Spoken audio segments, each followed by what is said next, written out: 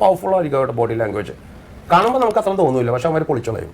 Like IB മമ്മൂട്ടിയെ പോലെ അത്രയും ഒരുപാട് ആരാധകരുള്ള ഒരു നടൻ, ഒരു പ്രത്യേക നമുക്ക് തന്നെ പെട്ടെന്ന് ഒരു ഓറ ഫീൽ ചെയ്യും അടുത്ത് വരുമ്പോൾ. അങ്ങനെ ഒരു മനുഷ്യൻ ഓപ്പോസിറ്റ് വരുമ്പോൾ വിനായകൻ എന്നെ എവിടെ പ്ലേസ് ചെയ്യണം, ഞാൻ എന്നെ എവിടെ പ്ലേസ് ചെയ്യണം എന്ന് തോന്നുന്ന ചില സിറ്റുവേഷൻസ്, മൊമെന്റ്സ് ഈ സിനിമയായിട്ട് ബന്ധപ്പെട്ടുണ്ടായിട്ടുണ്ടോ? പുള്ളിയുടെ കുറേനെ എനിക്ക് ഇന്നും, ഞാൻ സാധാരണ എല്ലാത്തിനും ബ്രേക്ക് ചെയ്യണവനാണ്. ഏത് കിട്ടിയാലും ഞാൻ ബ്രേക്ക് ചെയ്തിട്ട് അകത്ത് കയറും.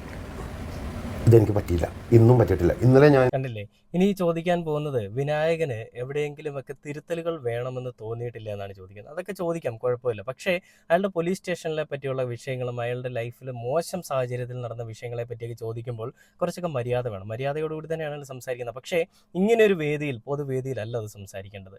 അത് മനസ്സിലാക്കാത്ത കുറച്ച് ആളുകളാണ് വിനായകനോട് സംസാരിക്കുന്നത്. അതിൻ്റെ ഫലമായിട്ട് തന്നെയാണ് വിനായകൻ അവരോട് മോശമായിട്ട് പെരുമാറുന്നത്.